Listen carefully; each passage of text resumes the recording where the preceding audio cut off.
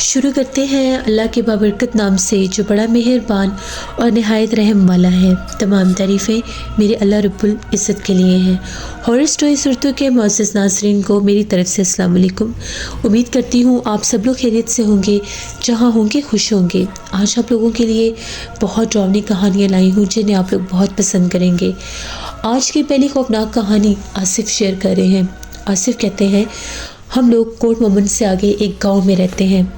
आज आपके साथ हम लोगों की ज़िंदगी में पेश आने वाली बहुत ही ज़्यादा डरावनी कहानी शेयर करना चाहता हूँ।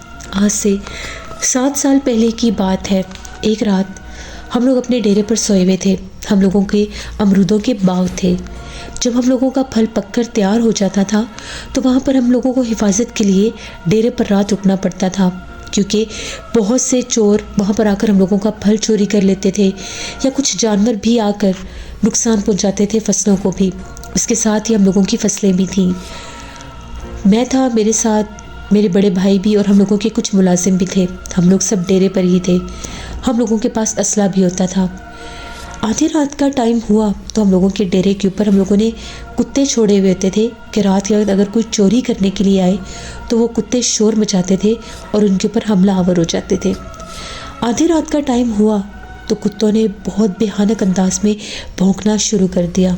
ऐसे लग रहा था कि बहुत ज़्यादा कुत्ते हैं और वो भौंक रहे हैं। मेरी आँख खुल गई। मैंने जल्दी से अपने भाई को जगाया कि जल्दी उठो, लगता है बाग में कोई चोर आया है जिसके ऊपर कुत्ते भौंक रहे हैं। लगता है वो दरख्त पर चढ़ कर बैठा है, हमें देखना चाहिए। हम लोगों ने अपने बंदूकें उठाई, टॉर्च ली, बाहर निकले। अब जैसे ही हम लोग अपने अमरूदों के बाग की तरफ जा रहे थे, उधर एक साइड पर केले के भी कुछ पौधे थे, केले के दरख्त लगे हुए थे। जैसे ही हम लोग वहाँ पर पहुँचते हैं तो क्या देखते हैं, एक मर्द और एक औरत बिल्कुल वो जो केले के पौधे थे उनके पास बैठे हुए हैं। सफ़ेद कलर के उन्होंने लिबास पहने हुए हैं। उनके सामने काले रंग के 4 कुत्ते उन पर भौंक रहे हैं और वो इतने खूनख्वार वहशतनाक कुत्ते थे कि उनको देख कर ही डर लगता था। जब हम उनको खुला छोड़ते थे, डर के मारे हम भी उनके करीब नहीं जाते थे कि वो हमला ना कर दें, लेकिन वो टस से मस नहीं हो रहे थे और वो आपस में सर जोड़े जैसे बैठे हुए थे। हम लोगों ने शोर मचाया कि कौन है वहाँ पर, जल्दी से ये सामने आओ हम लोगों के, क्या कर रहे हो तुम हमारे बाग में, जिस तरह से हम उन्हें मुखातिब कर रहे थे। तभी हम लोगों ने कुछ हवाई फायर किए।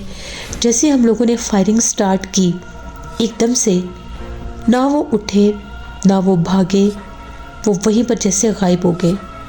ये मंजर दिल दहला देने वाला था। वो कुत्ते भी डर के भाग गए, जैसे वो बाग की तरफ अंदर चले गए। वो मंजर ही गायब हो गया। वो मर्द और औरत गायब होने के साथ साथ उनका कहीं नामो निशान भी नहीं था और कुत्ते भी डर के भाग गए। चारों तरफ हम लोगों ने देखा, पूरा बाग छान मारा, उनका कहीं भी वजूद नहीं था। अब ये एक अजीबोगरीब बात थी। हमारे 1-2 मुलाज़िमों ने कहा कि शायद ये जन्नात थे, क्योंकि जो कुत्ते होते हैं, जानवर होते हैं, इनको जन्नात की असल शक्लें नज़र आती हैं। इसलिए कुत्ते उन पर भौंक रहे थे और कुत्ते उनके करीब नहीं जा रहे थे क्योंकि वो उनकी असल शक्लें देख रहे थे। हमने जब ये बात सुनी हम लोग बहुत डर गए। रात का पिछला पहर चल रहा था। हम लोग वापस आकर सो गए। उसके बाद दूर बस कुत्तों की भौंकने की आवाज़ें थीं, लेकिन कुत्तों की आवाज़ों के अलावा वहाँ पर कुछ मखसूस और भी आवाज़ें थीं। वो आवाज़ें ऐसे थीं कि जिस तरह से कोई बारीक सी आवाज़ में 2 लोग हैं, कुछ गुनगुनाते हैं। हम लोग बहुत डरे हुए थे, पता नहीं क्या माजरा है, पहले तो ऐसा कभी नहीं हुआ। इसी खौफ में रात गुजर गई।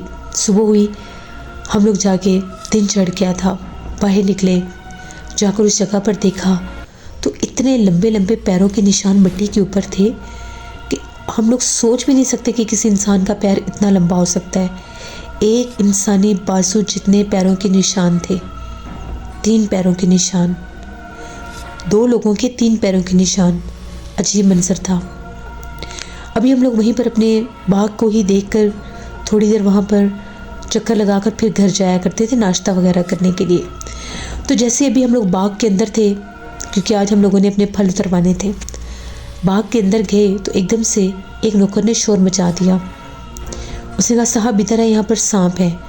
जैसे हम लोगों ने जाकर देखा, एक काले रंग का सांप और साथ नागिन थी, दोनों काले थे। वो जोड़ा था और वो केले के बिल्कुल दरख्तों के पास बैठे हुए थे। बिल्कुल उन्होंने फन उठाए हुए थे। ऐसे लग रहा था जैसे वो बिल्कुल अभी हमला कर देंगे। अभी जिस तरह से वो जो मज़ेरा था, हम लोगों का नौकर था, उसने मारने के लिए एकदम से पीछे से कुल्हाड़ी उठाई कि इनको मार दूं, तो वहीं पर वो केले के पौधे के पास ही गायब हो गए। वो कहता है कि ना वो मिट्टी में गए हैं, ना वो फसलों में गए हैं, ना ही वो इस पौधे के अंदर गए हैं। वो गायब कैसे हो गए? हम लोग बड़े परेशान कि ये हो क्या रहा है। हम लोग खैर वहाँ से निकले, वापस आए, आकर ये बात घर वालों को बताई। मेरे दादाजी ने कहा कि उनको मारने की गलती मत करना, वो कोई नॉर्मल सांप नहीं है, वो जोड़ा जिन्नात का है। रात को वो अपने असल रूप में वहाँ पर मौजूद थे और वो जो गुनगुना रहे थे वो भी आवाज़ें उनकी ही हैं। अगर तुम लोगों ने उनको मारने की गलती की तो वो हमारे पूरे ख़ानदान को बर्बाद कर देंगे, क्योंकि वो सांप के रूप में अपना आप जाहिर कर चुके हैं। उनको तंग करना छोड़ दो। हम लोग इस बात को समझ गए। हम लोगों ने ये बात दूसरे लोगों से शेयर की। उन लोगों का भी यही कहना था जो दादाजी ने कहा। एक और बुज़ुर्ग थे, उन्होंने भी सेम बात की। उन्होंने कहा कि नहीं, वो जिन्नात है, उनको तंग मत करो। अब पता नहीं वो हमारे बाग की फल की हिफाजत करते थे या क्या था। वो रात को भी अक्सर वहाँ पर नज़र आते थे, सफ़ेद लिबास में, उस पूरे बाग में चलते फिरते थे। मुलाज़मों ने भी देखा, हम लोगों ने भी देखा, लेकिन हम लोगों ने उनको तंग नहीं किया।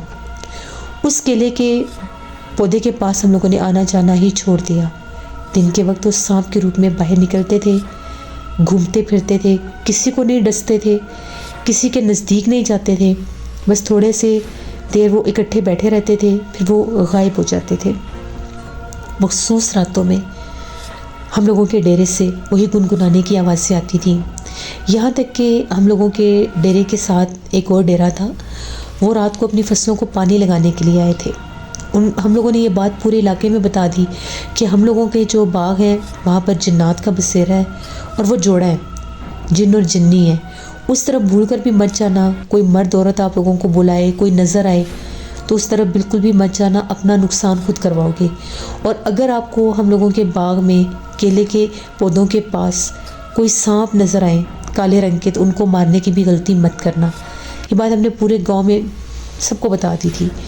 तो एक रात वो पानी लगा रहे थे। वो कहते हैं कि जी रात तकरीबन 3:30 बजे का टाइम था। हम लोगों ने उसी जगह पर आपके बाग में एक मर्द और एक औरत को चलते फिरते देखा है। वो एक दरख्त के नीचे खड़े होकर जैसे बाकायदा घूम फिर रहे हैं। एकदम से हम लोगों की नज़र पड़ी तो हम लोगों ने चेहरे नीचे कर लिए, तभी एकदम से वो गायब हो गए। जब वो किसी इंसान को देखते थे वो गायब हो जाते थे। उसके बाद कुत्ते भौंकते ज़रूर थे, उस केले के दरख्त के पास आकर भौंकते थे, या जब रात को वो बाहर निकलते थे तब वो भौंकते थे। हम लोग फिर डेरे पर नहीं रहते थे, क्योंकि उसके बाद हम लोगों के जब भी फल तैयार होते थे, नई फसल लगाते थे, ना तो उसको कोई नुकसान पहुंचाता था, ना ही कोई चोरी वगैरह होती थी। कुत्ते भी रखवाली के लिए हम लोगों ने 4 कुत्ते भी रखे हुए थे। लेकिन अब वो नेक जिन्नात थे या अगर वो नुकसानदेह जिन्नात होते तो शायद वो हमें भी वहाँ पर ना रहने देते या उन कुत्तों को भी वो मार देते। लेकिन वो हमेशा से हम लोगों के उस बाग की हिफाजत करते रहे। 5 साल तक तो वो वहाँ पर नज़र आए, सांपों के रूप में भी नज़र आए और इंसानों के रूप में भी नज़र आए। उनका असल चेहरा हमने नहीं देखा, बस हमने तो वो पहली रात ही उनको देखा था जब वो मर्द और औरत के रूप में बैठे थे। बड़े सफ़ेद खूबसूरत कपड़े पहन कर बैठे थे। उन्हीं केले के पौधों के पास से बड़ी खुशबू महका करती थी। 5 साल के बाद फिर वो हमें नज़र नहीं आए।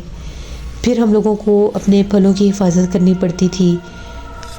शायद वो कोई जिन्नात वहाँ से जा चुके होंगे या उनको कोई मखसूस टाइम होगा, लेकिन जब तक वहाँ पर थे खौफ बड़ा रहता था। पानी जब लगाना होता था हम लोगों ने, तो हम लोग बाकायदा उनसे इजाज़त लेते थे कि हम लोगों ने पानी लगाना है, बराए मेहरबानी अगर आप यहाँ पर मौजूद हैं तो आप साइड पर हो जाएं, या अगर आप यहाँ पर मौजूद हैं तो हमारे सामने मत आइएगा। उस दौरान हमें कोई ऐसी मखलूक नज़र नहीं आती थी।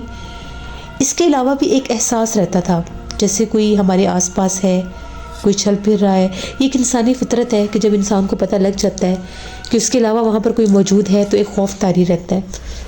तो ये हम लोगों की एक कहानी थी जो हम लोगों ने अपनी ज़िंदगी में एक्सपीरियंस की और मैंने आपके साथ शेयर की। अगर नेक जिन्नात को तंग ना किया जाए तो ये आपको नुकसान नहीं देते। ये हमारी एक कहानी थी। बहुत शुक्रिया आसिफ आपका। जैसे ये थी आज की एक हॉरर स्टोरी। अपना फीडबैक मुझे ज़रूर दें, आप लोगों को कैसी लगी। आप लोग भी अपनी हॉरर स्टोरीज शेयर कर सकते हैं डिस्क्रिप्शन बॉक्स में दिए गए ईमेल आईडी doshinmir57@gmail.com पर। इसके अलावा आप लोग मुझे कमेंट बॉक्स में भी स्टोरी शेयर कर सकते हैं। अपना बहुत सा ख्याल रखिएगा। अपनी ढेरों दुआ में मुझे, मेरी फैमिली, मेरे पूरे पाकिस्तान को याद रखिएगा। Thank you for listening my stories. Stay blessed. अल्लाह निगहबान।